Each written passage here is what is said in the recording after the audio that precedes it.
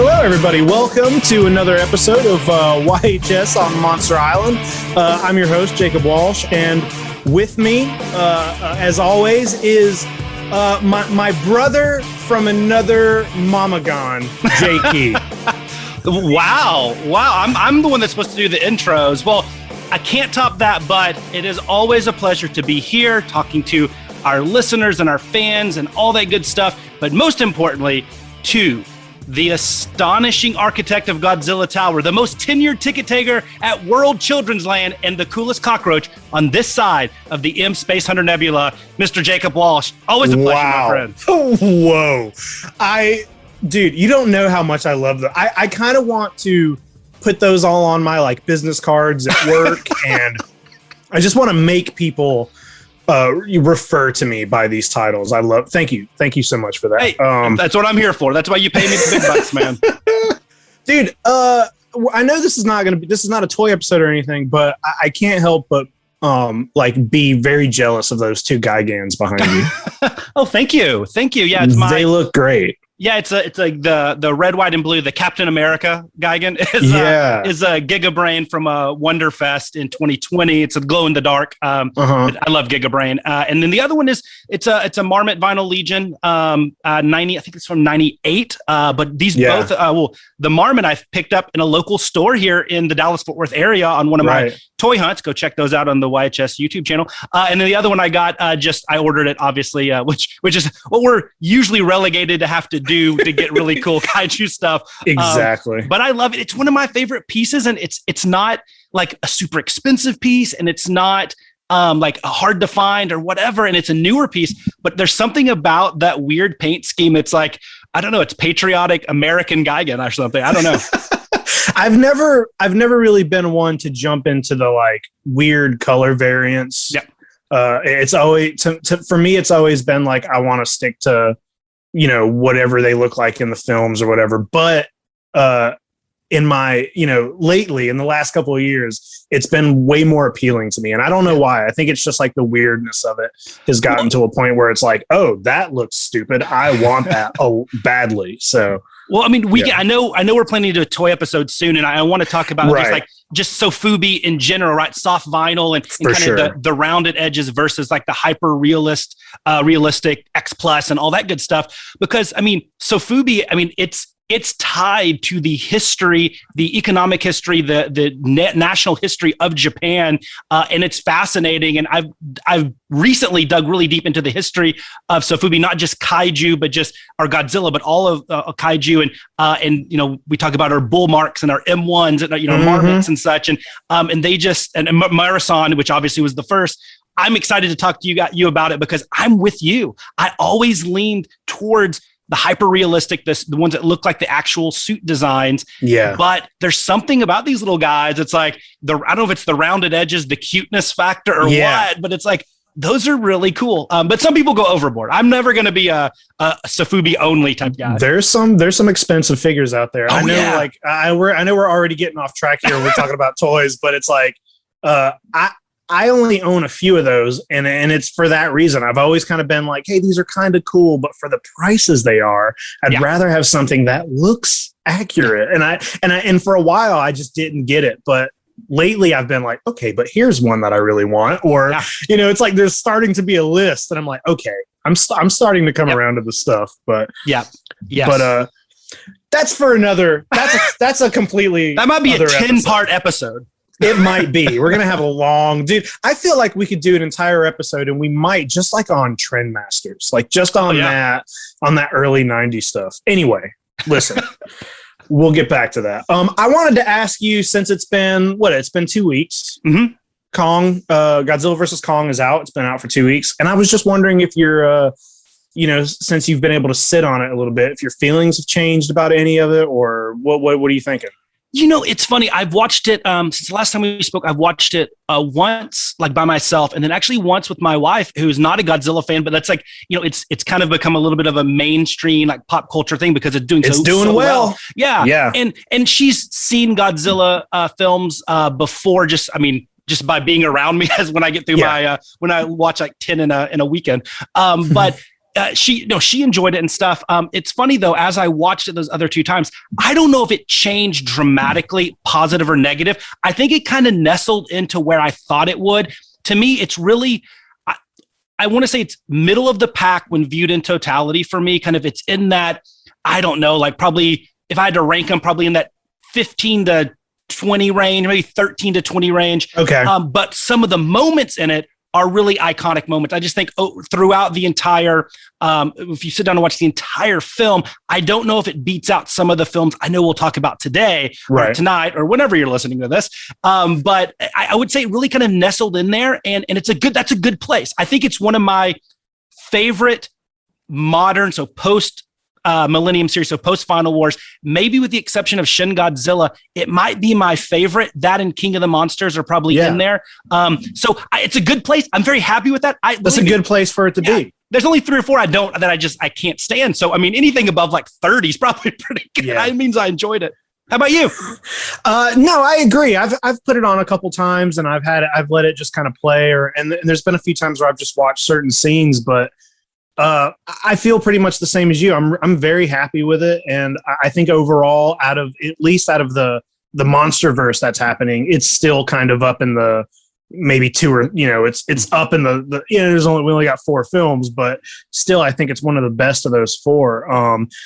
I found it pretty interesting over the last week. I've seen a lot of people talking on Twitter about it, and first of all, the movie's doing really well. It's like it did better than King of the Monsters did in its opening weekend. A lot better, yeah. And King of the Monsters didn't have a pandemic to deal with, so it's doing very well. And I think some of that is because of people are just ready to go back to the movies and see a movie. But but some of the stuff I'm seeing on, I follow a lot of like Godzilla community folks on Twitter, so you see like really specific kind of like arguments or whatever. And one of the things that I saw that was going around yesterday, it was like a big thing where somebody was really annoyed about Godzilla's like smile that he does in the movie. and I had to go back and watch that scene again. It happens when he clips Kong with the atomic breath, when he like clips him in the shoulder. There's like a close up and it just straight up looks like he smiles. And he's a lizard, like, he sort of has like a smile, and a lot of time animals like just naturally sometimes look like they're smiling when they're animals. So I have a dog that smiles all the time. Exactly. And I've seen people argue back and forth, about it. And I was just like, there's a big argument going about Godzilla smiling right now. And I'm like, is that what we need to argue about? It's like and people are using the argument where it's like, hey man, you've seen Godzilla shake hands. You've seen him do like a crazy drop kick. You've seen him dance. He's talked before, it's like, he's done the most ridiculous things. Why is a smile bothering you? And it's just back and forth. I just was wondering if you've seen any of that, discourse, or like, does it even matter? Who cares? So I haven't, and that's not because I've chosen not to see it. I'm not super active on Twitter or really in the Twitterverse when it comes to Kaiju and Godzilla. I kind of try to form my own opinions and such. But to me, I view that as a good sign. If that's really what they're worried about, then that means a lot of the other stuff went really, really well. That's how I view it. It's a nitpick, right? It's like a weird nitpick. I just thought it was interesting that it's like, when I saw the movie the first time, it didn't register. A smile didn't register to me. No, not at all. I didn't see that scene and I was like, oh, he's smiling. It just looked like a kind of a grimace or something, but I just thought it was weird that that's what people are watching the movie and running with, was that Godzilla maybe smiled at one point. Has Wingard or anybody come out and acknowledged it? Like that's actually was like what, or just a weird animation not that I've work or something. Yeah. Seen. It's just, what I've seen is just like, I've just seen back and forth. This is what it is, or this is not what it is. But something else I read, somebody posted and I don't have their Twitter handle or anything, but I saw somebody talking about the movie and they kind of got pretty deep with it. And they were talking about like, it's a really fun kind of popcorn movie. It's like everybody's really loving it for this reason or that reason.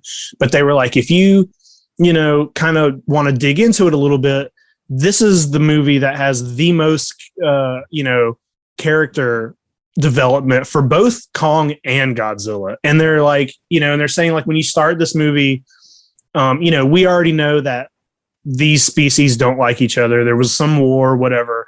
And Godzilla, this movie starts with Godzilla knowing that Mechagodzilla exists. And he's already on his way to try to take care of the actual villains, you know?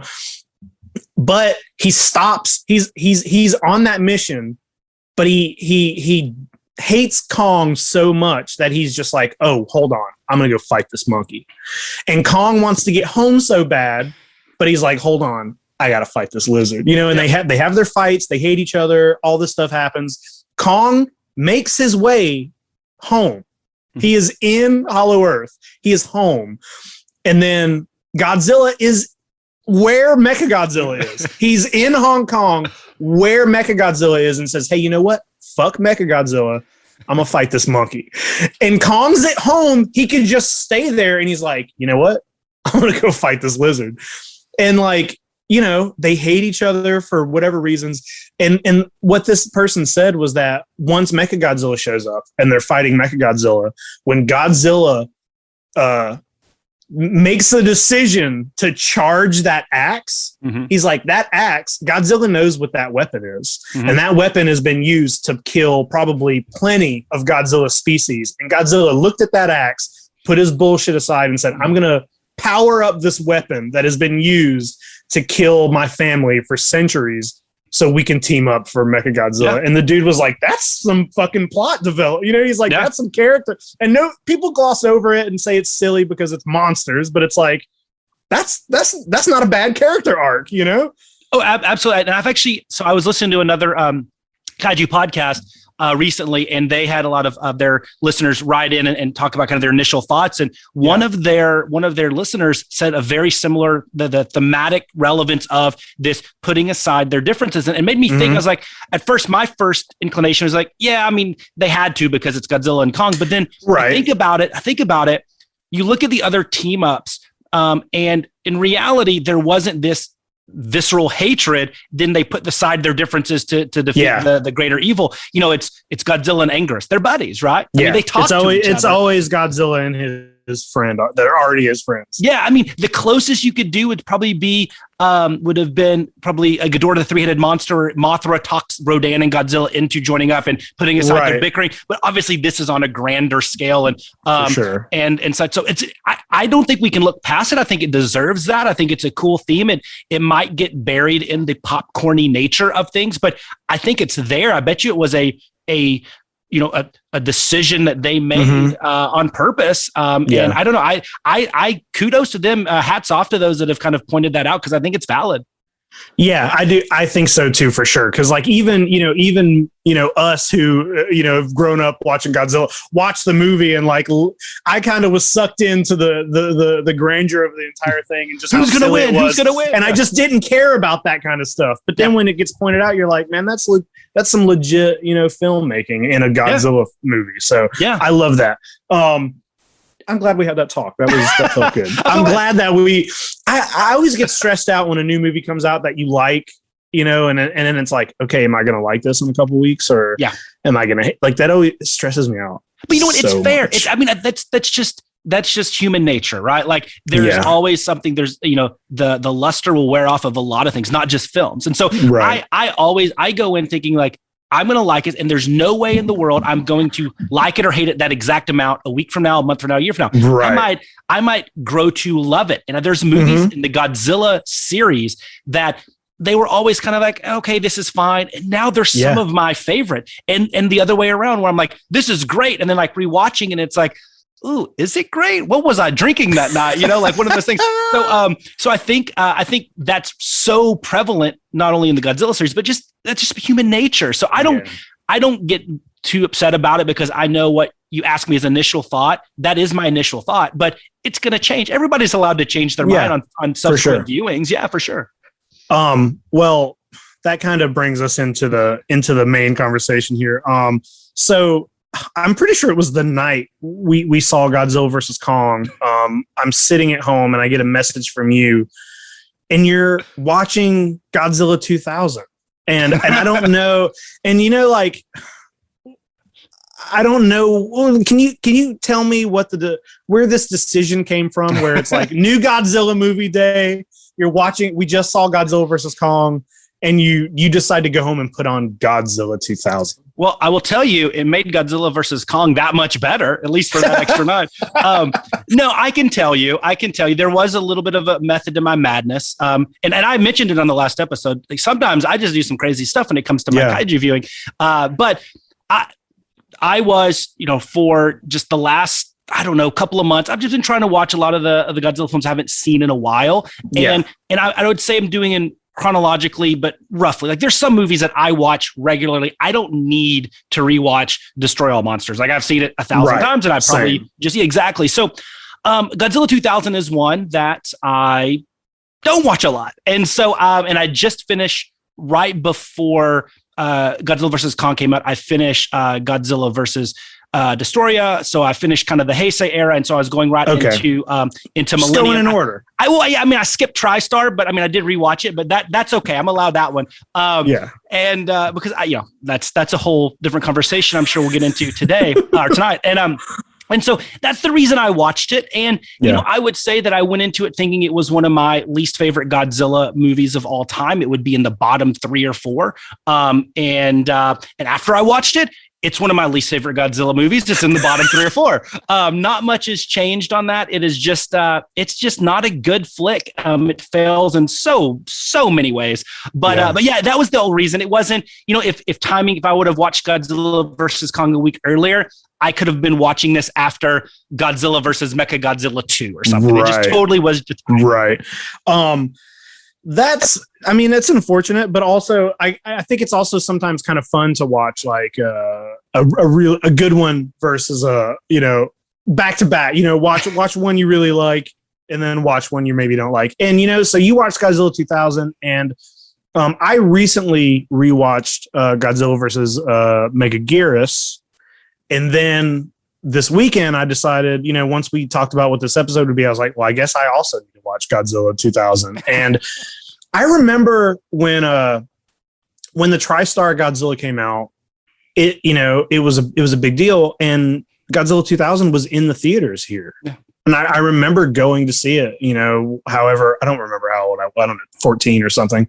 And I remember like getting to see, that was the first time I got to see like a Japanese Godzilla movie, like in the theater. And I was super excited about it. But I also remember being like, what the fuck is this movie? Yeah. It's weird to me that it's the start of a new era of films. And I know it's only like, what is it? Like 5 years or 4 years after Destroya. It's not a big, 4 years. It's not a big jump, but Godzilla vs. Destroya was the last thing. That movie's pretty great.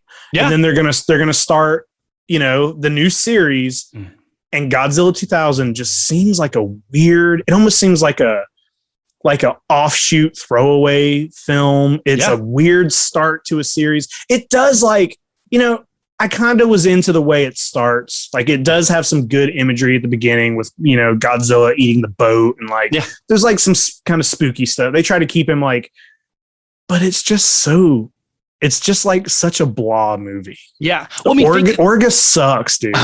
Well, think about this. We talk about all the great monsters Godzilla has fought and overcome. How about a 3-year period where we get TriStar, Godzilla 2000, and Godzilla versus Megaguirus, and he's still around today? How do they survive that 3 years of just utter garbage? And this is a little bit like a first date episode with our listeners. Like, I know they've got our opinions on Godzilla versus Kong, but this is like who we are from a film standpoint. Right. What we like and don't like and agree and disagree on. But yeah, Godzilla 2000, I agree. A throwaway film.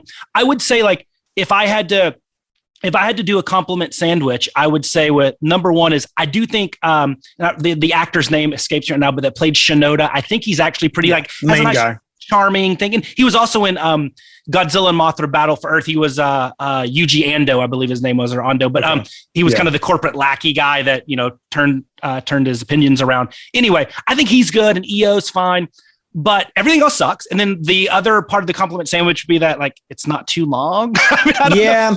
The CGI. I think it's so, like, the computerized breath and everything. And, my opinion is you're trying to erase the bad taste from TriStar, which failed on a lot of levels. The CGI obviously just didn't feel right after so many years of suitmation. And they come back with that, with the computerized breath, the weird, just everything was just bad computer graphics that do not withstand the test. The UFO looks so the bad, worst. dude. And I found myself like, I kind of like the plot of the first half where the movie starts and it's just like in this new series, Godzilla he's been around and he's just like a force of nature. And I liked how there's an organization who's like, hey, we need to learn how to, prevent Godzilla. We need to learn how to stay out of his way. Like we need to study him. He's important. And then there's this other group who's like, no, we got to kill Godzilla. Like, I kind of liked that part of it. But as soon as the UFO shows up, it's just like, shut this and the tentacles. off, and, one thing I think you're right. And then there was the casting, like, what was the main, not the main bad guy, was obviously the aliens, but the Orga, but the Katagiri, I think his name was Katagiri. Straight out of Central Casting, the bushy eyebrow. Dude. Yeah. It just was so silly. But I would say that one of the things that I think I might be in the minority on here with 2000, I think a lot of people that do like it and that do find redeeming qualities, they like the Godzilla suit design, and I can't stand it. I'm not a fan of the Godzilla 2000 suit design. And I know we've had this conversation. Yeah. I think he looks like the giant claw. I mean, just the floppy. Yeah. I mean, it looks like a Skeksis from Dark Crystal. I guess Orga looks like a Gartham, so it kind of works out. It's like very Jim Henson-y. I don't know. I don't love it. And I know they tried to make him more menacing after the giant marine iguana of TriStar, but I think they failed. I really do. I kind of wish we had a differing opinion here because it's just us piling on these movies, but here, I'll hold this Godzilla 2000 marmot just for that. Dude, like there are moments where I'm like, you know what? I kind of like this suit here and there, but it's like the spines are way too large. Way too large. The fact that he's like bright green and his spines are purple and his mouth it's too big. Mm-hmm. It looks very goofy. And I think Godzilla 2000 and Megaguirus it's my least favorite look for Godzilla. Yeah. Like out of all the movies, it's my least favorite. It's my second least. Well, not counting TriStar, I would say I don't like, and I'm going back to my era. I love the best Showa. I don't like 67. I don't like the Son of Godzilla. I think he looks like he has some. He's I don't know, a little froggish. A little. I'm just not a big. I mean, couple that with Manila. I mean, it's not the best movie for Godzilla and Godzilla's family's suits. There are definitely a couple in that older series where he doesn't look good, but it's like for me, those still have much more of a charm than like this does. And it's like I watched Godzilla 2000 this weekend, and I watched it back to back with Godzilla versus Biollante. And dude, let me tell you. So first of all, I'm so just different in so many ways, dude. So I'm just gonna go ahead like cats out of the bag. Godzilla versus Biollante is my favorite. It's my favorite Godzilla film. Now, do I think it's the best out of all of them? Maybe not, but it is my favorite. And dude, the visual effects, the suit, the animatronic head that they do, the bust, the look of Godzilla versus Biollante to me, I think is peak. Like as far as the visuals, like its cinematography is better. It's much more moody. It's shot like a real movie. It's like the effects all look real. Like Godzilla and Biollante look terrifying in that movie. Like that movie's so good. And it's like, how do your effects look like that in 89? Yeah. And then 10 years later, 1999, when you made Godzilla 2000, why does it look like a cartoon? Like, why does it look so, I don't know. What happened? I mean, I don't know if it was one of those things where it's like the world is moving to all these computer graphics. We have to be there. Yeah. But you're right. Like it is, I would argue 2000 and Megaguirus for sure. I think luckily the next year and the years following, I think the Millennium series really kicks it into gear. But compared to any movie in the Heisei era, whether it's King Ghidorah or Godzilla and Mothra or Space Godzilla or whatever, just the visuals and the designs of the creatures, it is night and day difference. And the wires and glitter that we know that we love from our Heisei era is leaps and bounds better, more charming, and actually just looks better than anything from 2000 and Megaguirus. But hey, before we get to Biollante, because I do want to talk about that, because I do think we'll have some debate or conversation on that. Okay. I do want to talk about Megaguirus, because I have to say this, for those that don't know me very well, I hate that movie. I really do. It's the worst goddamn Godzilla movie of all time. It is, for me, it's below TriStar. It's below Godzilla 2000. It's below the second part of the anime trilogy, which I cannot stand, The City on the Edge of Battle.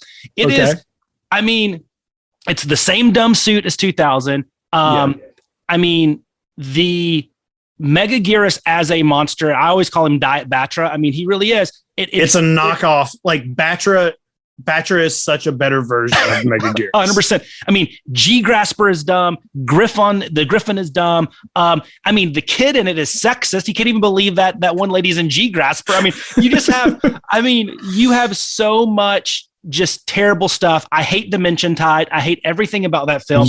It is garbage. It just needs to go away. It is. Dimension Tide is the stupidest plot in a franchise that's full of stupid plots. Yeah. Fucking shoot Godzilla through a black hole is the dumbest thing ever. Why not? I hate it. I don't, when I look back at every Godzilla movie, even TriStar and even Godzilla 2000, I can find something redeeming about it. There's nothing in Megaguirus and that entire thing, from design to, think about it. If you were to put the Biogoji suit in there, maybe I can at least say, hey, the suit's great. But no, it's one of my least favorite suits. It's just bad. It's just bad. So I just have to say that, because I don't want to leave this conversation without people knowing. Okay, I hate that you hate Megaguirus. Okay, but if you want, but if I can get an X plus of him, that'd be awesome. So let's talk Biollante, because I know that, so you, like I said, you said that's your number one. Yeah, I want to also be on the record. I really do like Godzilla versus Biollante. I think it's one of the best Godzilla films. I'm doing the opposite of you. I'm not saying it's one of my favorites. I'm actually saying I really, truly think it's one of the best made, best acted. And you're right. For sure. Yeah. From creature design, because there's only two monsters in it, right? Mm-hmm. From creature design, I do think it's, if not the best, in the conversation for the best Godzilla suit. Biogoji, it's menacing, it's real, but yet it's still like, you still feel like you're watching Godzilla. Yeah. And Biollante might be the best creature design in all of Godzilla. It really could. It's in the conversation. It is. I mean, and how they operate that thing. There's a human in there, and they have the puppets on the. It's just, there's nothing bad about the creature, maybe with the exception of, it's not the most mobile, because it's not supposed to be. Dude, I don't know. I was pretty young when I saw Biollante, and I remember the first time I saw Godzilla 85. I remember up until a certain point, my grandparents would just tape all the Godzilla movies for me off of VHS. And I remember coming to visit my grandma one weekend, and she was like, "Hey, we got a new Godzilla movie for you." She was like, "But hold on." She was like, "It's different." And she was like warning me. She was like, "He's scary and he's got fangs." And I was like, "What?" and it was Godzilla 85. And one of the things I love about Biollante is just how it just picks up exactly where 85. I like, the Godzilla franchise is full of starts and stops, and this movie's in our continuity, this movie's not in our continuity. And I really like, the quote trilogy of Godzilla 54, cut to Godzilla 85, and then Godzilla versus Biollante. And just those three movies and it's like, when you think about it that way, it's like, oh, Biollante is the first monster that this Godzilla battles. You know what I mean?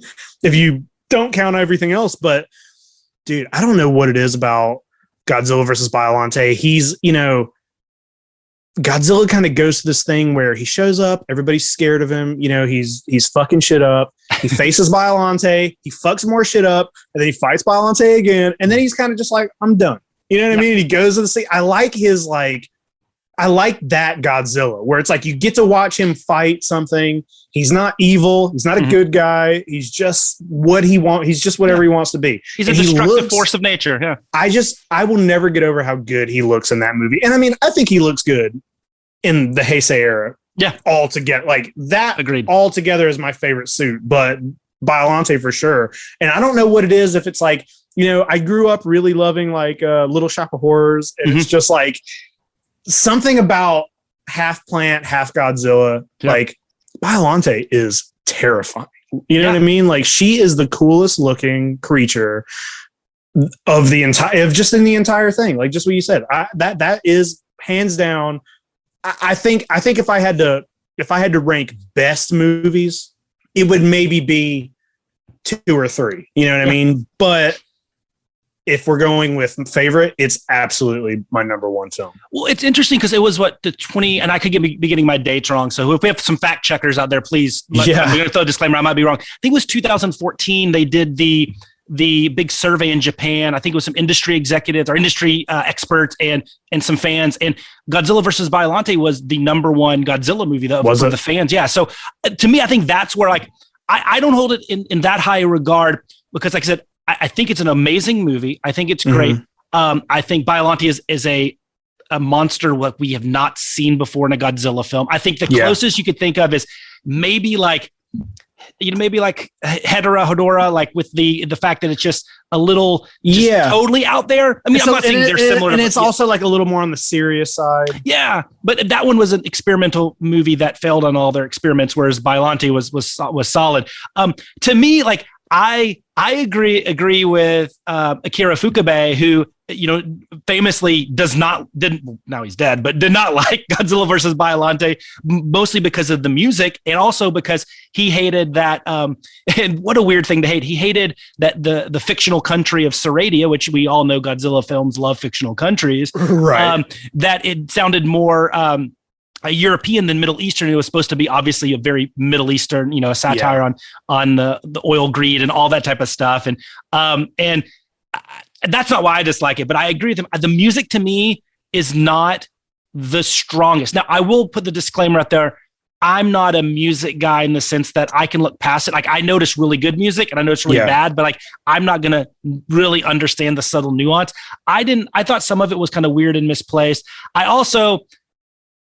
don't know, because it does introduce us to Miki Sagusa. I don't know if her character, I felt like it was just kind of shoehorned in there at the later Heisei era, so I blame Biollante for that. I do like her in this movie. But at the end of the day, it's a solid movie. There's only one cringy moment. Well, maybe 2. There's the boing when the guy gets hit on the head, which why? And then I think Erica's Force Ghost, the video transfer, I don't think really looks that great. But when she's when she goes off into the sky. Yeah, but I love everything else about it. I like when Professor Shiragami gets assassinated at the end. Spoiler. Oh yeah. Sorry about that. That was shocking to me. I didn't think that was going to happen. I like the Super X too. I'm glad they brought that back. And really overall, like it's one of, I would say it's in that upper middle tier for me for enjoyment, which is still solid. It's just not upper tier, but I do think it's one of the most well-constructed, written, acted and everything Godzilla film there is out there. And I understand why you like it. To me, it just lacks, I think, that little bit of like, I don't know. I don't want to say entertainment value because that's not the right word, but like it doesn't have that extra oomph that makes me want to go out there and rewatch it, which it does for you. Yeah. But it's lacking for me that I don't know what to call it, but the rewatchability on Biollante is not huge for me. I got it.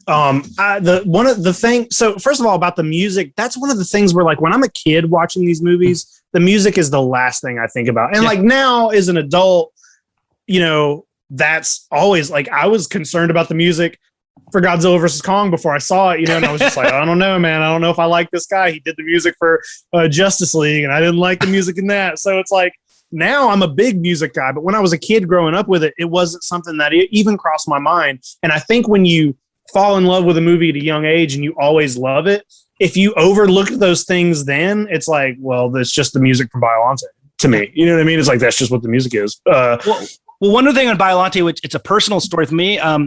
the reason I've always viewed Biollante as it's kind of like that chase movie, right? Like whether it was VHS or whatever, like you could Blu-ray was always hard to get. It was like the one that like Blu-ray still is hard to get.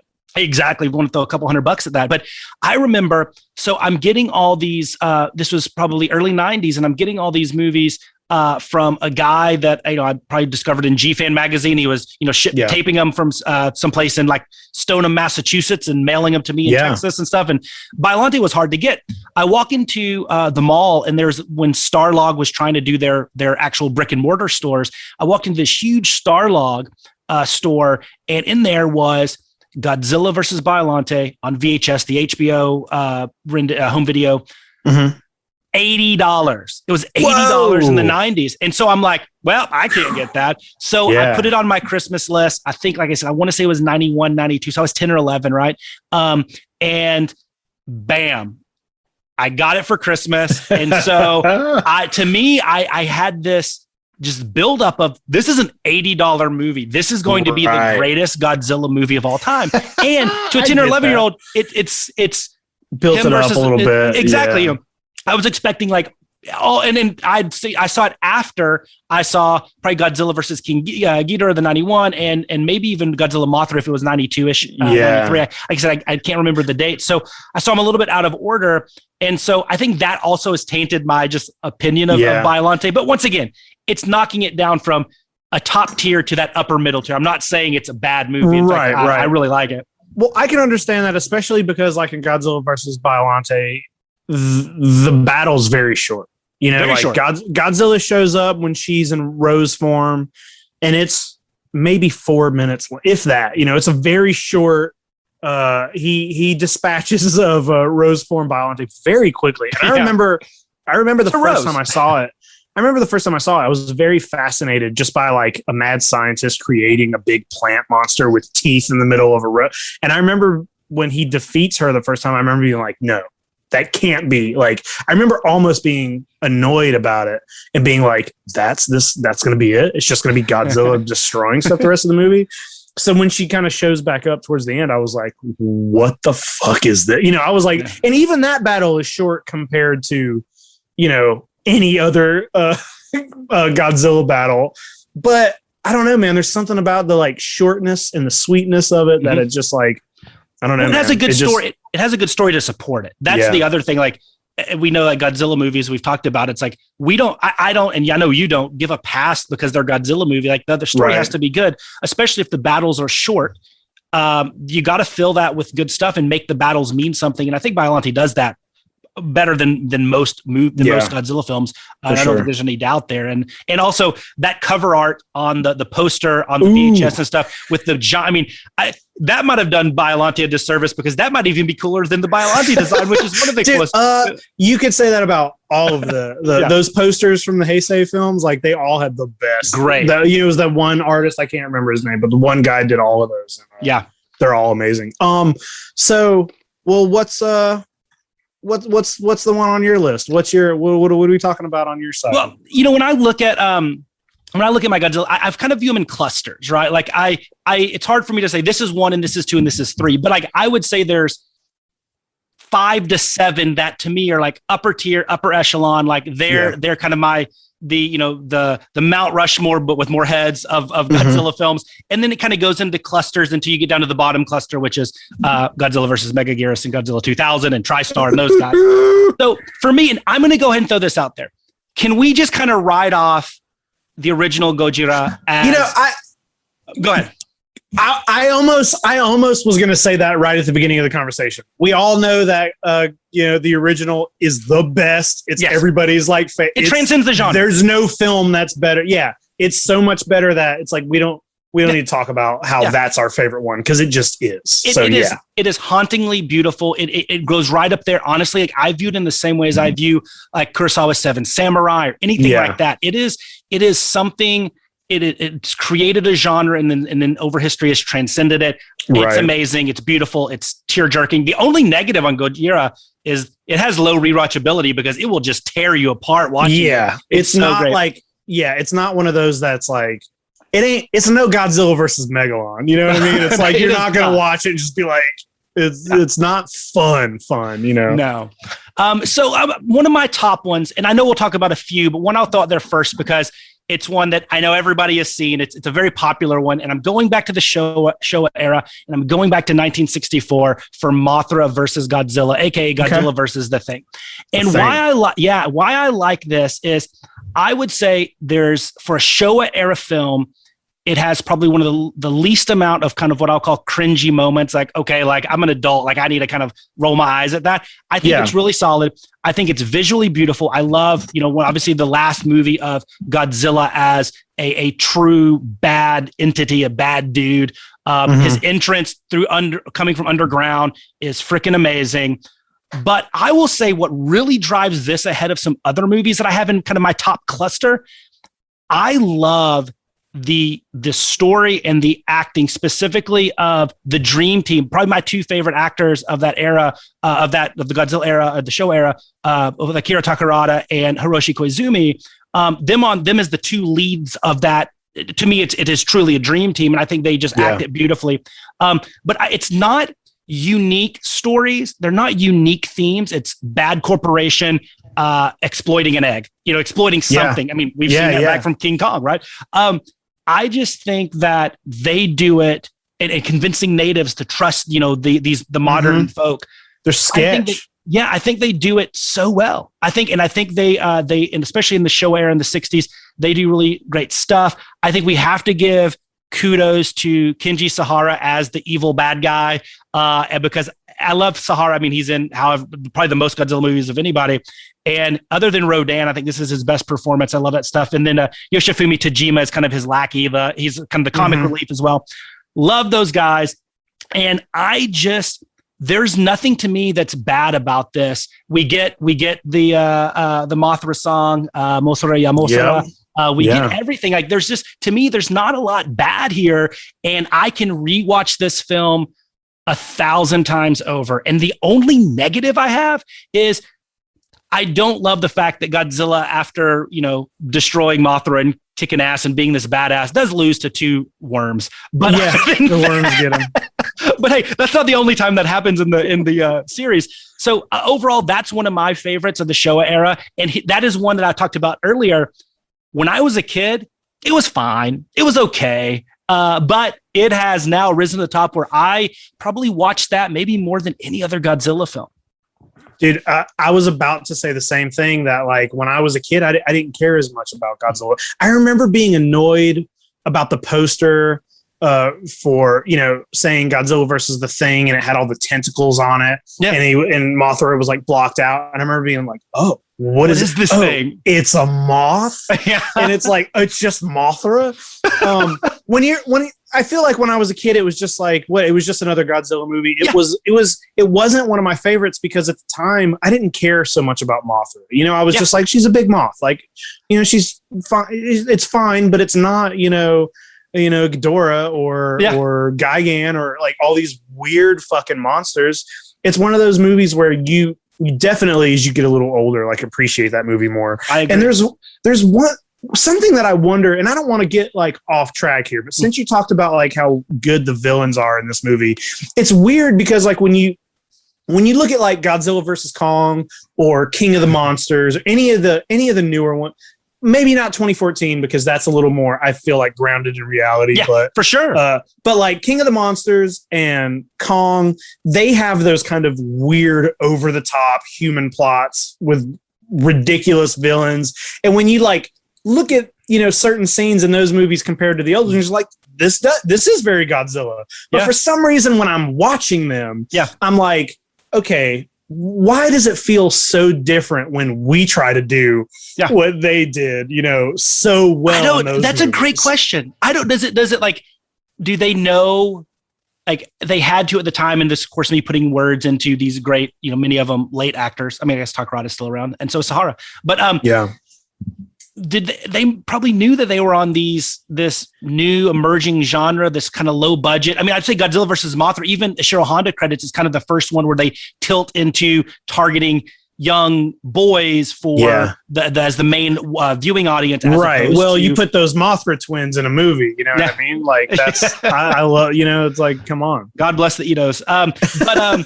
But yeah, maybe it's that they don't take themselves too seriously and they kind of, they act in that what would be in a world that has monsters. And of course, Mothra is huge because I know it was 61, not this movie, but it introduces fantasy into the world of Godzilla. And that's a big thing because if you look at Godzilla or Gojira and Godzilla Raids Again and King Kong versus Godzilla, there's still a sci-fi explanation. Mothra comes in and introduces the fantasy element to Godzilla. So I think there's something there too that is like really powerful. The kind of this sci-fantasy merger that adds to the film. But to your point, I don't know why Hiroshi Koizumi and Akira Takarada can play like, and Kenji Sahara and all those guys can play it off like, yeah, that makes sense. That they belong in this world. But yet when we see it acted now, it looks cheesy and weird, and I don't know. I don't know. I wonder if it's just because, like, if you watch those movies, as silly as they are,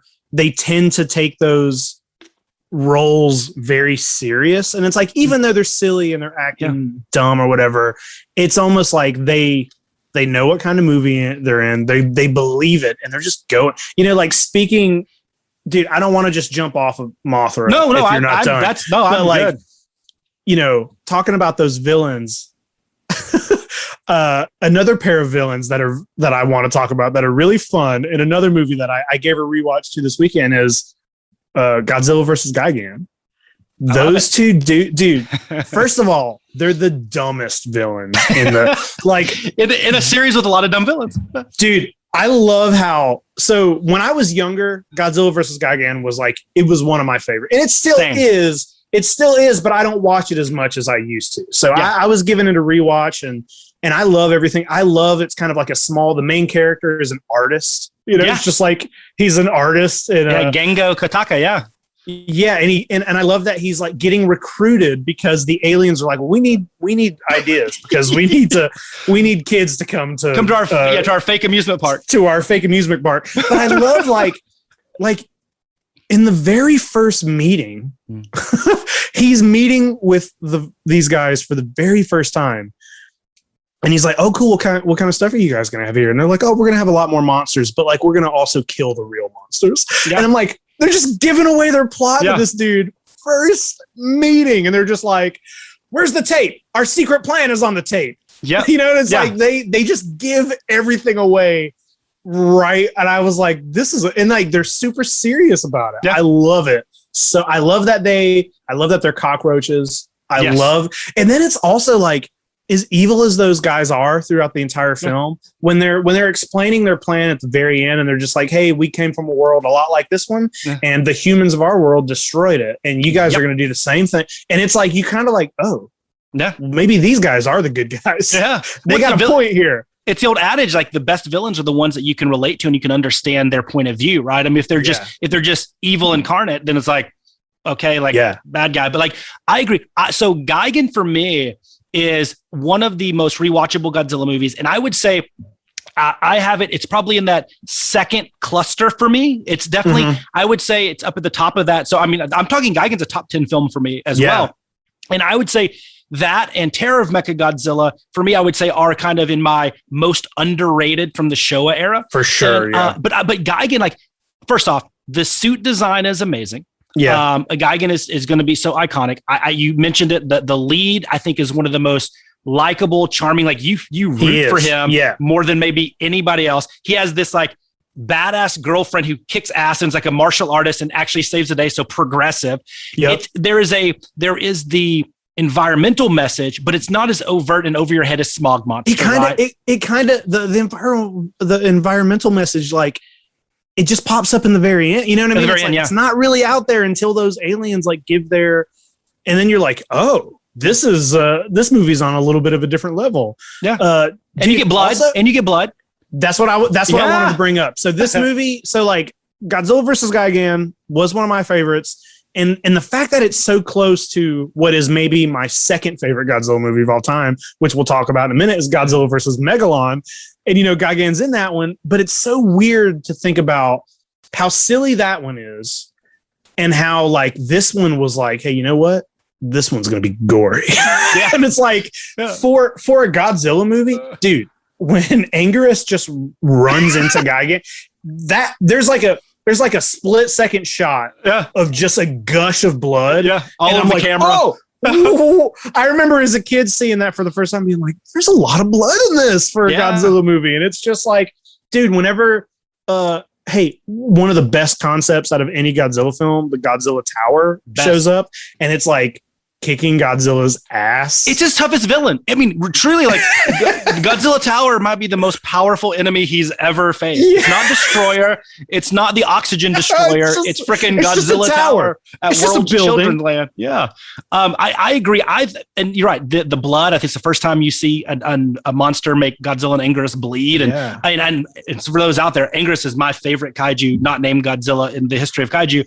And so it's hard being an Anguirus fan, because he always gets his butt whipped. But I love that moment. I love that moment when he's like, the buzzsaw is going in Gigan's stomach. It's like hypnotizing him or something. He there's like a scene where he's looking at it. Yeah. It's kind of like, and then he's like, I got to go save my buddy Godzilla. I love him. I've talked to him in word bubbles.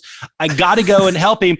And he's that loyal pet, that loyal friend. And he's like, you know what? I'm going to get my head buzzsawed off, but I'm going to go do it. I love that. That's why Anguirus is so great. But to me, where Gigan fails, it's all directly related to production and budget, right? It's the night and day, bouncing back and forth between night and day, between the stock footage. It's all of that. It's not the story, the fun nature of it, the monsters or anything. It's purely things that were just, they didn't have the money to do kind of out of control. Yeah. Yeah. And so for that, like, I love Godzilla versus Gigan, and it's one of my favorites. And like I said, I think it might be, with Terror of Mechagodzilla, for me, the most underrated of the Showa era, and it might have the highest rewatchability of any Godzilla film, maybe with the exception of one or two.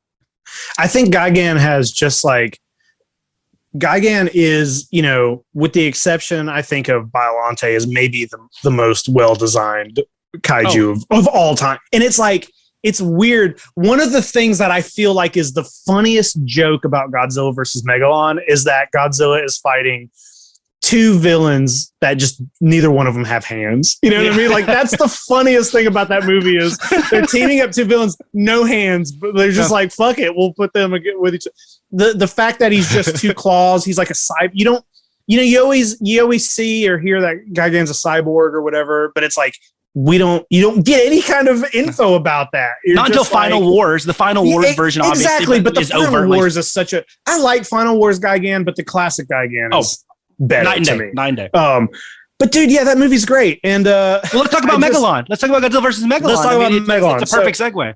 Yeah, dude. Godzilla versus Megalon is my most watched Godzilla movie.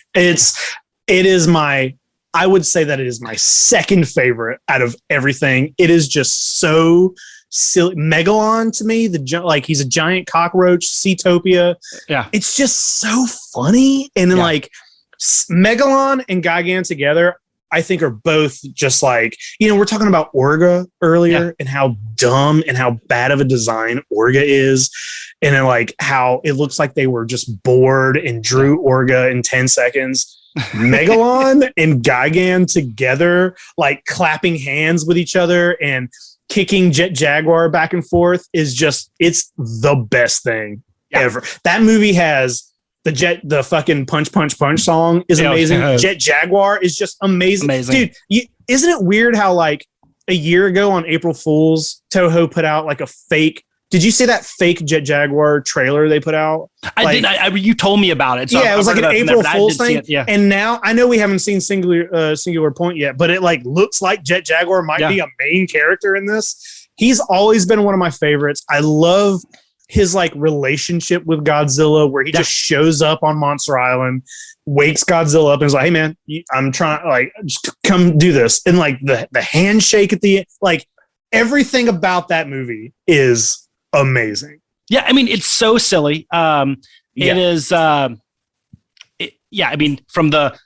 them throwing limp body Jet Jaguar to how Jaguar can grow to the how did they you created a robot and it just all of a sudden is like it becomes sentient, it can grow, he can talk to Godzilla, it can do whatever it wants. Just like that dude's a genius. And also it's like the humans, the human plot is very kind of small, and it's just like these two best buddies and a kid, and it's like dude, it's such a good, just everything. I love Seatopia and the Seatopians, how annoyed they are with Earth, and they're just like fucking our shit up. They're the good guys, dude. Yeah, I really they go. Yeah, that's kind of the going to the Gigan thing, but even more like we like nuclear tested and hurt them out. Now, do you need us? And why does Seatopia have a cockroach as a guardian? That's another story. But I love the creature designs. I love all the fun. It's so campy. It's so goofy and silly. But like once again, it's trying to be that. And so like you have to focus like what is this trying to do on a shoestring budget?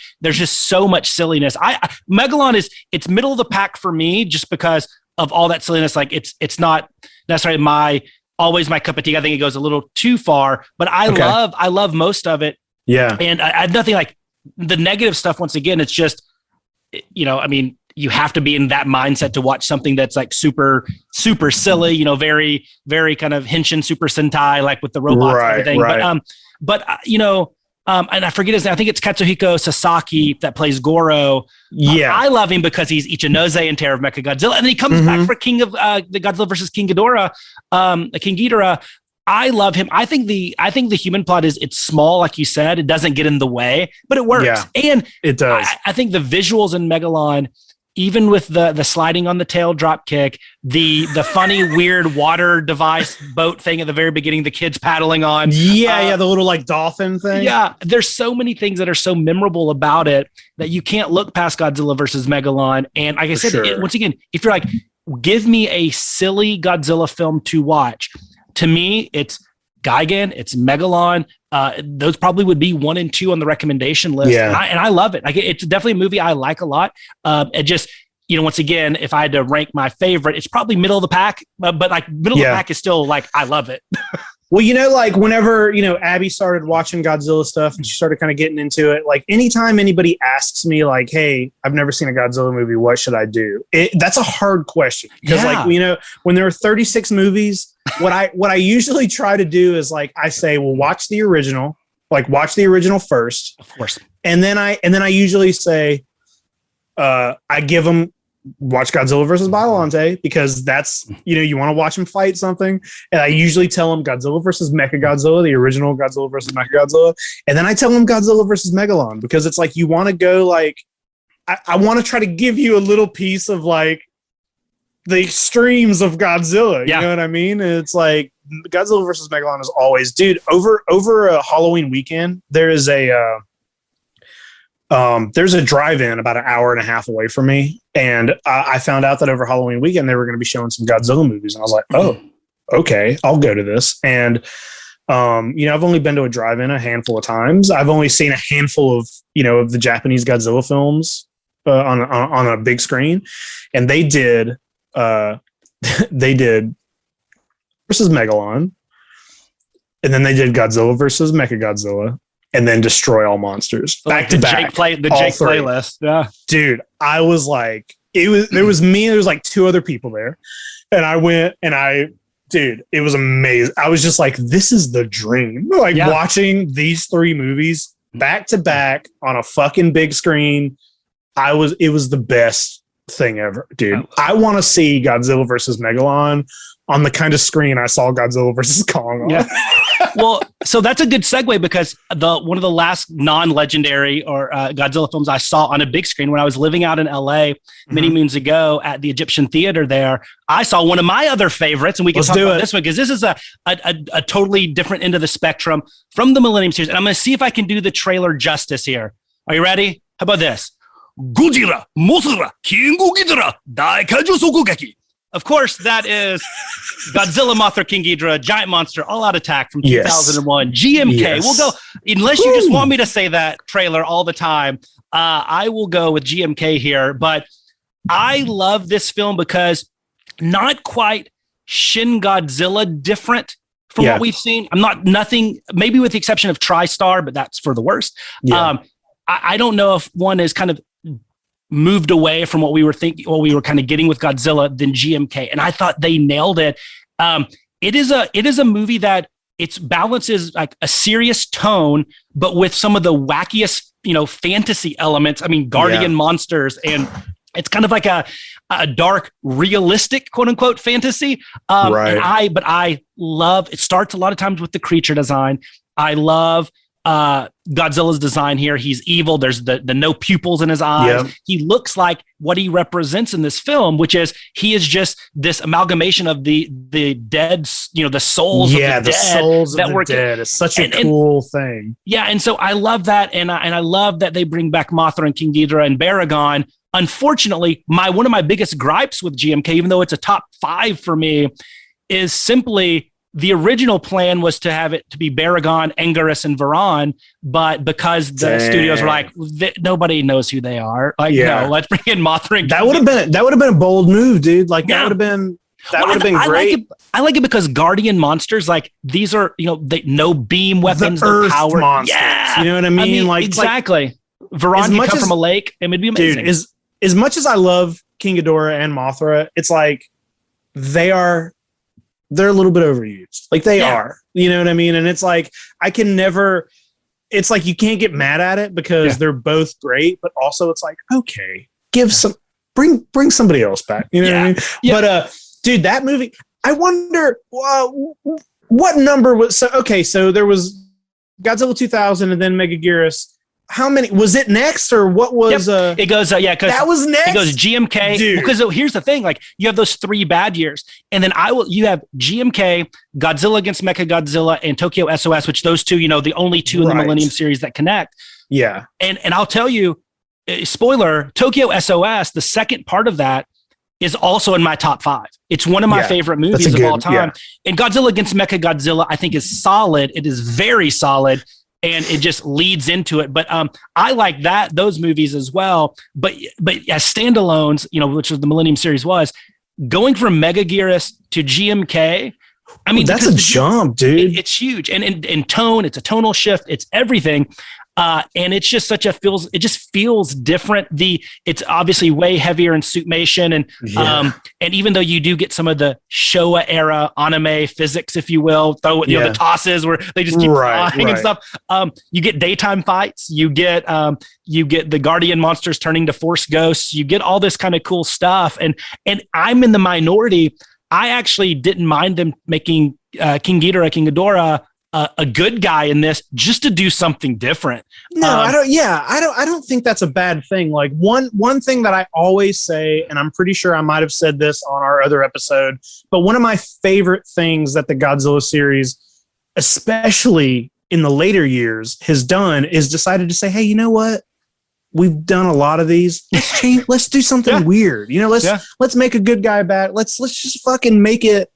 Let's make King Ghidorah a metaphysical, like third dimensional being. Like I like that shit. Yeah. First of all, it's so weird that this movie followed 2000 and Megaguirus. Like, do you think it was the kind of thing where those 2 movies came out and they were just like, we got to do something. We need to pull this together. Like, do you think that was the kind of thought? Well, the guy that did GMK was the guy that did the Heisei Gamera trilogy, right? Is it? I thought so. I don't know. Dude, I forget his name. Not Kaneko. I forgot his name. I mean, probably. I don't know, but probably. I rewatched that Gamera trilogy within the last few weeks, and it had been a while since I watched that. But holy, dude, that shit is good. It's good. Like everything about that trilogy is great. I mean, a lot of people claim so good. A lot of people claim it's the best kaiju movies ever made. I mean, I don't know if I'd say that, but I don't know if I agree with that, but I'm not. But if that's somebody's opinion, it's like, okay, I get that. Yeah, I haven't watched those in a long time. I have a hard time getting past the Gauss eating the dog scene, which, hey, the dog survives in GMK, damn it. Yeah, so I know this is not really a Gamer episode, but talking about those movies, in the third, when he's Gamer versus Iris or whatever, or Revenge of Iris, whatever, I think it's Revenge. The fact that like the Gaios come back and he makes such quick work of them. There's a scene where Gaius crashes into a building and its eyeballs hanging out, and it's just like it's so gnarly. It's like screaming in pain. Its eyes hanging out, and it's basically like begging for its life. And Gamera's like, nope. And I'm just like that. It's such a badass thing. But dude, one of the things in GMK that I love is the scene where there's a woman in a hospital bed. Yeah. And she's freaking out, and she thinks Godzilla's about to crush her building, and he walks right by her, and she like breathes a sigh of relief, and then that tail just comes and like knocks it down. I love that. Yeah. So funny story. That actress, I don't know her name, but that actress makes a cameo in Godzilla Final Wars. If you recall, there's this scene where they're like, it's a talk show. They're at the news station, and she's like this kind of girl dressed in like, I don't know, like punkish attire or whatever, but she's at the table, kind of flipping about, what Godzilla coming back means and all this type of stuff. But she does have another brief cameo in Godzilla after getting killed in the hospital. And that's amazing. And GMK, there's so much cool stuff in GMK. I love the big swerve at the end with the guy being a ghost from 54, the old man. There was a message. The guy that plays the main admiral, Ryuto Ozaki, I think is his name. I think he's great with his daughter. I think that's a pretty good storyline you can get behind. But I love we can go into battle without relishing conflict or whatever. Like there's all these like nice grandiose moments in it that do a good job. And I think the fight scenes are good. I really do. I like I like that Godzilla's so much bigger than all the Guardian monsters. King Ghidorah is shrunken down, and Mothra sacrifices herself like 75 times. And of course, but getting Baragon, a new Baragon was awesome. He's I love cute in that movie. They even make a comment about it. He's handsome in that movie. I love the way Baragon looks in that. He just looks like I just want to hang out with him. He's cool. Yeah. And they even make the reference to that where like they take the picture over when the tourists said, they say, oh, he's even cute or whatever. Yeah. Yeah. Well, what a weird, like Baragon, just such an odd one of the three of Anguirus, Baragon, and Varan to keep. Like it's so weird. And why didn't Baragon get his name in the title? But I love just a lot of GMK sounds cool. GMKB. But I love it. I love it. Yeah, dude, that's a good one. That's in my top for sure. It's hard to whenever me and you first kind of met and we started talking about Godzilla movies, you were urging me to like rank the movies, and you made a ranking, and it was very hard for me. And I still have the note in my phone where I started it, and I got a couple at the top and I got a few at the very bottom, and they're all basically movies we've talked about, but it's like, it's just hard to rank that many films, especially because there are a handful that are, sort of just like, I love all Godzilla movies, but there are some that are just meh, that aren't like huge rewatchers. But I got one more that I want to talk about that, it's a more recent one, but dude, Shin Godzilla. Yeah. Like, holy shit. Shin. First of all, like, I'm so grateful that I was able to see that in a movie theater. Yeah. And also to like not really know what I'm about to get into. It's such a weird, different take on Godzilla, but at the same time, it is very true to the original and the spirit, and just like the way I remember whenever that first photo was released of what he was going to look like, it's like, dude, he looks like the original Godzilla, but just like, 10 times more weird and terrifying. Like he is terrifying. And the thing that I love about it is how the way he has different forms, and they kind of like sort of go into the backstory of how it's possible he's part human. They talk about the guy who committed suicide off the boat and maybe like formed with a creature and became and just like the entire. Also, the fact, one of the funniest scenes in any Godzilla movie is when they're like, I promise you, this creature cannot come on land. Yeah. Hard cut to Godzilla on land is just like, that's funny. Yeah. I used to have the kind of mind where it's like I would want less of the human. When I was a kid, I wanted less human stuff. But it's like there's a lot of human stuff in Shin Godzilla, but it's so fascinating. And even if you don't I don't know a whole lot about Japanese politics. I don't know anything about American politics, but like I do know that the way they do things is a little different over there. And watching like a satire on their own government, it's just like it's all very fun. And that movie is funny. Like it's like subtle how funny that movie is. Yeah. But also it is the weirdest, like creepiest, but maybe the coolest take on Godzilla himself that we have gotten in a long time. Maybe ever. Truly. Maybe ever, dude. Yeah. I think I think when you said it was kind of like the spiritual, it had spiritual roots with Gojira. Yeah.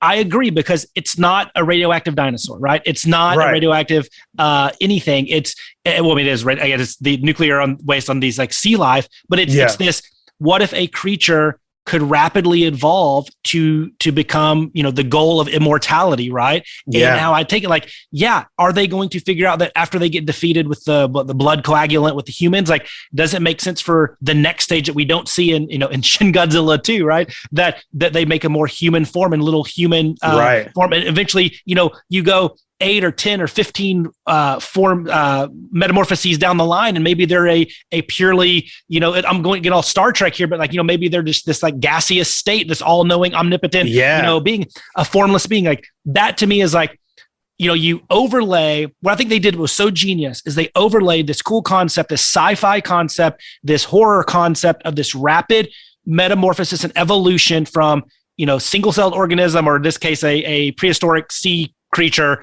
to a giant kaiju, to whatever the next form is. They overlay that with this satire on how the Japanese bureaucracy really bungled their handling of like recent natural disasters, and they intertwine it beautifully.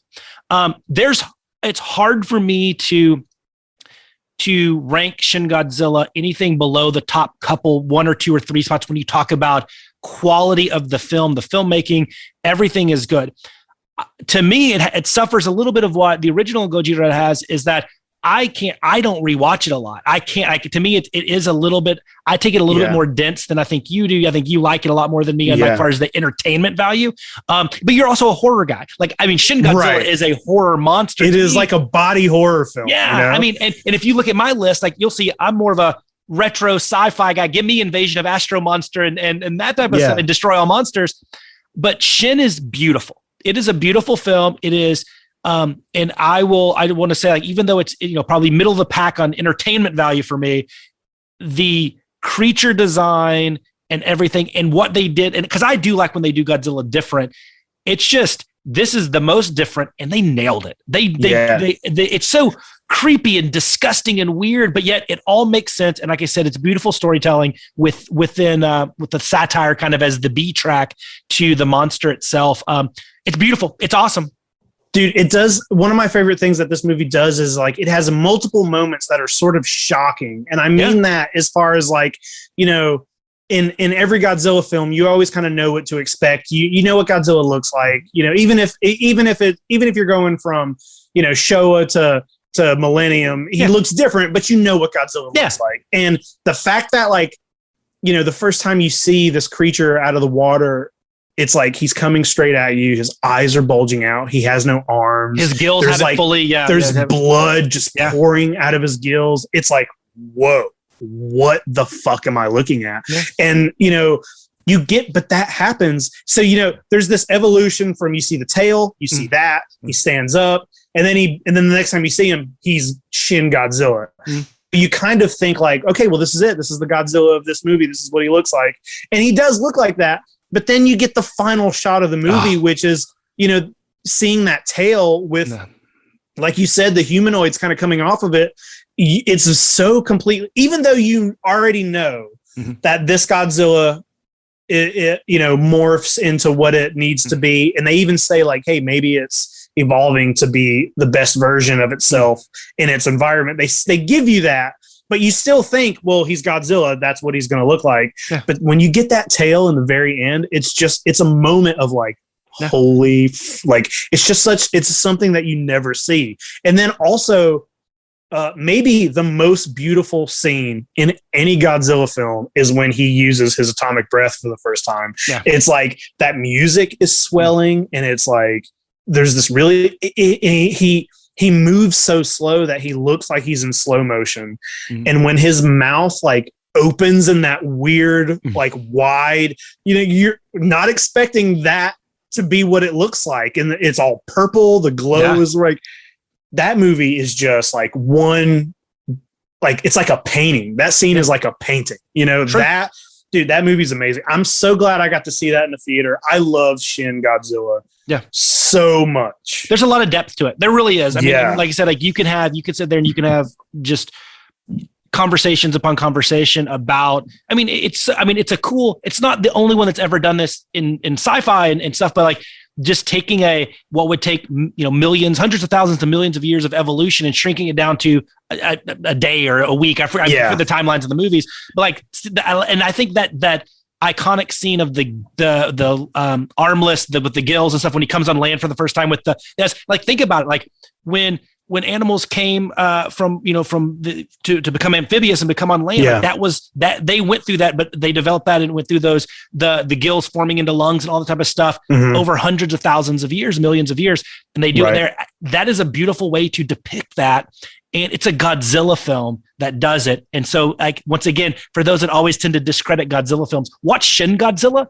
Yeah. And you watch Gojira, watch Shin Godzilla, I think are probably the two that will make you think again about the quality of the filmmaking and the message and how they portray it. It's hauntingly beautiful. And both of them, I think, nail that. But both of them, like I said, they're not Godzilla versus Megalon. Like you're going to have to sit down and pay attention to it. You need to pay attention. Something on the background. Yeah. Dude, it's weird. Like, a lot of, there was a lot of, people wondered if there was going to be like a Shin Godzilla 2. It definitely like sets up to keep going. Yeah. And I'm kind of glad that it didn't, because it's almost scarier to not know. Cause it's like, what do they do? They're not going to do a Shin Godzilla 2 where little humanoid Godzillas just take over the world. That's not going to happen. So it's like the fact that we don't really know what happens in that universe, but it doesn't seem good. Did you ever watch, there was there's like a couple, I don't know if this was at the Universal Studios in Japan or if it was just somewhere else, but there was a 3D ride that was based on Shin Godzilla, but it was it was Shin Godzilla basically fighting Shin King Ghidorah. No, you didn't see this? It was like, I knew that. I'm assuming that's what all the rumors about there being the film Shin Ghidorah. Yeah, well, because I don't want to say for sure that it was Universal Studios, but I do. It was some theme park over there that had a ride, and it's one of those rides where you sit in a chair and you watch a screen and the chair moves, and there's a full. I think it may be like 5 to 10 minutes long, and you can go on YouTube and watch it. It's where I watched it. And you watch Shin Godzilla fight a version of Shin Ghidorah, and they even made a Ghidorah figure based off it. And he doesn't look too wildly different, but they did change his appearance to kind of fit with the Shin. And it's just like, it almost feels like, I want to see that movie, but it also feels like it just doesn't, that Godzilla doesn't work in a versus matter. I agree with you there. That to me, like I think that if they did Shin Godzilla 2, and I agree with you, I don't think they should, because I like the theater of the mind is probably better than what will actually be in a theater. Right. I think you almost do have to do the human Godzilla-oids. And I don't know if they can pull that off in the same way as just alluding to it. But I agree with you. I don't think Shin works in a versus, though. Hey, in my own world, I'd love to see Shin Godzilla against, Godzilla 2014 against, King Ghidorah 64 or 65. Sure. That would be cool. But I love, like I said, Shin Godzilla is great. And I do know they do have the zip line where you can zip line into his mouth. That's looks pretty cool. But it's a great film. I do have, since Shin is one of your favorites, I want to, and I know you said this last one, I want to spend 1 minute on one other film just because that was my last one. Okay. So we can spend as much time on yours. And this is one of my favorites. We've danced around it. We've mentioned it, but I want to throw it out there because I do think I'm not going to say it's underrated, but I do think it gets a bad rep for being only about the number of monsters. And that, of course, is 1968's Destroy All Monsters. Okay. So I love this movie. It was my first Godzilla film I ever saw, so it has sentimental attachment. But a lot of people say that, the storyline is blah, and it's just about getting to that monster melee where you see everything, the 9 monsters or 10 monsters all unfairly gang up on King Ghidorah. But hey, to be fair, like 3 or 4 of them just sit in the background. Yeah, because their suits were so decrepit. I think Varan was just a puppet. They just had the Varan puppet left. That's why you always see him flying in. And Gorosaurus, unsung hero of that fight, man. We got to see more Gorosaurus than anybody. But I like this as a movie, as with the human plot as well, because I love like retro futurism, like sci-fi stuff, and so it has that. But I think Akira Kubo, who he for a lot of people remembering probably most as the nerdy scientist in Astro Monster, like because I think he's great in that. But as kind of the captain, was it Yamabe or whatever, that plays kind of the captain. I think he's an awesome lead, but I also I think screw the Super X, screw the Griffin, the Moonlight SY3 is my favorite Godzilla vehicle. You get that. I think, like I said, I think Kubo is great. I think the Kilax being kind of this living metal and mineral, it's more interesting than we're just going to take over your world because we're, ape men or because we're cockroaches or whatever. No offense to Gigan and Mechagodzilla.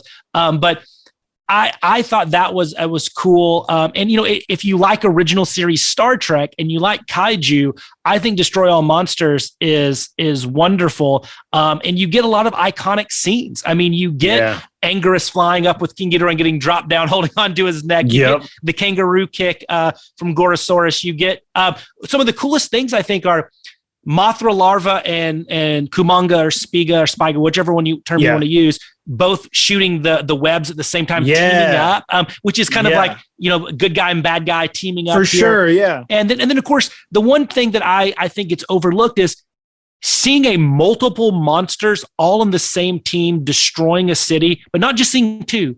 Seeing Godzilla and Rodan and Mothra and Manda, because why the fuck is Manda there? Yeah. Those scenes, them destroying the city sets, which I think are beautiful. I love it. I just feel Destroy All Monsters. It's more than just the monsters. I'm not saying it's Shin Godzilla or Biollante or Gojira level story here, but I think it's more than just that scene. Now, I will tell you, it has the longest overdone scene of, I think he's trying to cut, what is it? He has like the temperature device with the maser drill. He's trying to cut. It goes on for like 12 minutes. So it's like 10 seconds. But it also has my favorite line in any Godzilla movie when Kenji Sahara's character, he's the guy that's just up on the moon base, right? And like everything's going to shit. And he's like, well, it's time to just go enjoy a cup of coffee. That was one of my favorite lines. I'm like, what a weird, funny thing to say in Destroy All Monsters. But so I love that. That's in my top. I would say it's probably maybe number 5 on my list. But I just hate that it always gets thrown out with like Final Wars and those guys as something different. I don't think it's fair.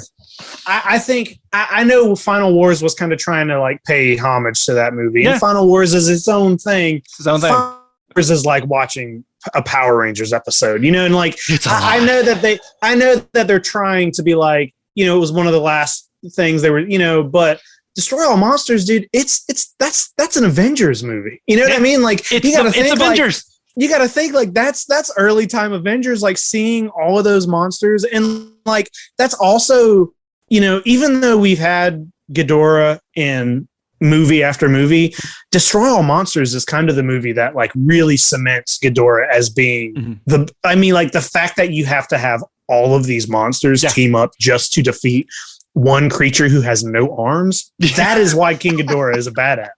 And like, also one of my favorite things about that movie, and I know you don't get as much of it as I would like, but most of the Japanese Godzilla films, Godzilla's always in Japan. That's always in a localized area. And it's really fun to see like them send the monsters to different cities. You know what I mean? They're all around the world. Yeah. And I love that part of it. And like when they're on the little monitors and shit, like even though they call Gorosaurus Baragon because the suit is so decrepit. Gorosaurus can burrow now apparently, which is like Baragon. But the other thing I love about Destroy All Monsters is, they live on Monster Land. A lot of people always think of it as Monster Island, but Monster Island, our show is named after it. was originally coined in Godzilla's Revenge. So we owe everything to Ichiro and those guys in Godzilla's Revenge because it gave us Monster Island, calling Monster Island. Dude, I love that. And you know what? Like you just had to bring it around to Godzilla's Revenge. You know, like I think all these movies that we've talked about as our kind of favorites, like your picks, I also love. You know, I mean, they're all like all of these movies to me are one big cluster of movies. And you know what? There's probably 4 or 5 that are right up here with these that we haven't even. There's just too many for one episode. But really quick, talking about Godzilla's Revenge, dude, that is a movie where that used to completely just be bottom of my list. That was my most hated until you came into my life, Jay. And, you know, you had such a love for it. And I had not watched it in so long. And I rewatched it with you and Abby and Craig. And I was like, hey, you know what? Like, this is a silly movie. It's for kids. It's not really in the continuity of, it's weird. It's its own thing, but it's a very charming, fun movie. Yeah, if you're a kid. I mean, and so Godzilla's Revenge, and just to be clear, so in my rough rankings, like I said, it's clusters. It probably falls, I have it right now as kind of number 25 out of 36. Yeah. So I'm not saying this is upper tier. Same. This is not in my top, but I definitely like, it's better than Godzilla 2000. Yeah, I think it's better when you view it as a kids movie versus a Godzilla movie because it's set in a world where monsters don't exist. It's all through dream sequences. So, you know, it explains the use of stock footage because he would have watched Godzilla or Ebra Horror of the Deep and he would have seen, that's why that scene is in there. That's why Ichiro would see that. But also, Ishiro Honda was very proud of this movie. Like he was one of his favorite ones that he did. And I think when you look at it, like it was addressing a real serious issue in Japan at the time as Japan became more industrious. And, this is almost 1969. So you're talking 20 years after World War II and kind of the economy getting back up and running of all these factories. And you have this real problem or issue of the latchkey kid, right? And this kind of addresses that. That's why all the scenes it's smokestacks and it's just this industrial city. And you have poor Ichiro who has to, go to the creepy toy maker and hang out at his house, because his mom and dad are both working to make ends meet. And so I like that it addresses that issue. I think Ichiro, even though the actor has said he wants nothing to do with Godzilla, he claims he doesn't remember it. Like he's kind of a little bit of a mystery. Yeah. I think that there's a lot in Godzilla's Revenge that's charming and silly and dumb and stupid. But like it also, I think, might be the best to put in front of a kid now that is 6 years old. I think the Godzilla's Revenge would resonate with them more than anything. And I think that's worth something because, just as Shin Godzilla resonates to people that want to take their movies seriously and like horror and this, this type of political satire, Godzilla, the kids, and don't forget about them, Godzilla's Revenge does the best at speaking to that audience. And so I don't think it's a Godzilla movie, but if I have to include it, I would still rank it ahead of a lot of films like Space Godzilla and Smog Monster. And I know, and this one is going to cause a lot of problem ahead of King Kong versus Godzilla, one of my I think is one of the most overrated films. And of course, Megaguirus. Fuck Megaguirus. I want to see Ichiro versus Megaguirus, and Ichiro wins. So it's one that I talk about a lot, and I just feel like it. I don't want to defend it to the point of thinking it's great. But it is. It has its. You give it its due, and for what it's supposed to be, I think it does it pretty well.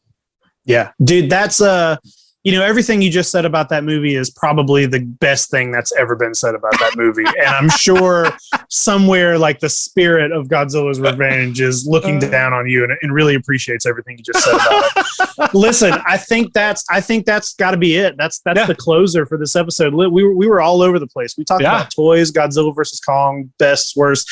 I think maybe next episode we're just going to talk about all the correct ways to pronunciate the monsters' names, because I feel like, as being 36, I still don't know what I'm saying right.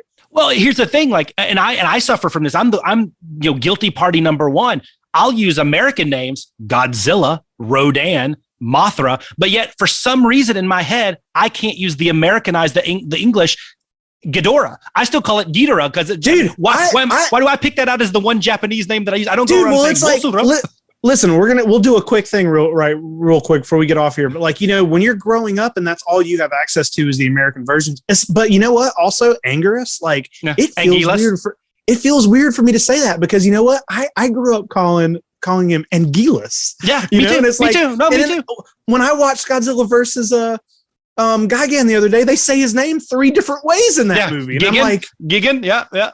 And then when they do the dub, like where Godzilla's talking to him, I'm like, what are you even saying? You're not saying any, like, Anguillus, Anguirus, like Anguillus. It's like, it's all different. And there's a lot of the monsters kind of have that. And it's just Ghidorah. You have Ghidra too, because remember the movie Ghidra, exactly. The three-headed monster, the one of the English titles.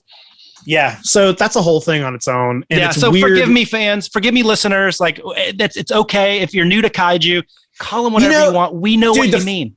Exactly. But dude, I'll tell you, I was stressed about that when I first started going to Dragon Con. There was a Godzilla panel and I went to it, and it was the first time I was ever in a room with people that knew, more about Godzilla than I did. And I remember the second year I went to Dragon Con, I was on that panel. Oh, no. And I remember saying Ghidorah and someone else saying Ghidra, and me in my head, I'm like, oh, they probably all hate me and think I'm an idiot because I'm saying Ghidorah. And at the time I was like, oh, well, which one is it? It's like, it all kind of hits you. And it's like, so it's any of them all. Exactly. Yeah. I mean, Minya, Manila, Milla, I mean, all that stuff. I think Ghidorah, Ghidra, Monster Zero. We should maybe just say, let's all call it Monster Zero. I think that's the one that probably stumps most people. And guess what? I feel I should actually call it Ghidorah since I use the English names on all the other ones, right? The American pronunciation, the English pronunciations. But for some reason, I don't know why, but I always call it just whatever you feel comfortable with. Yeah, it's just, I feel like this last bit is like kind of like a PSA. Maybe we should cut this part and just put this out too. And it's just like, you can call them whatever. It doesn't matter which version of the name. Yeah, it doesn't matter which version. We need to do like a We Are the World. We'll get all these like kaiju and people in the kaiju community, and it's okay to say things however you want. Dude, you're right. Well, listen, Jay, you got it. Before we get off here, I just want to say, like, hey, we're a new show. Check us out. We're on iTunes. We're on the Yes Have Some YouTube feed. You can watch this video if you're listening. If you're watching, go to the feed. Give us a review. Give us those 5 stars. Check it out. Check out Yes Have Some podcast. Jay, what do you got? You got any final thoughts? Yeah, don't check out Godzilla versus Megaguirus because Megaguirus sucks. And I think we should just wipe it from the Godzilla. I don't want to say continuity, the Godzilla series. Right. And go watch a Godzilla movie.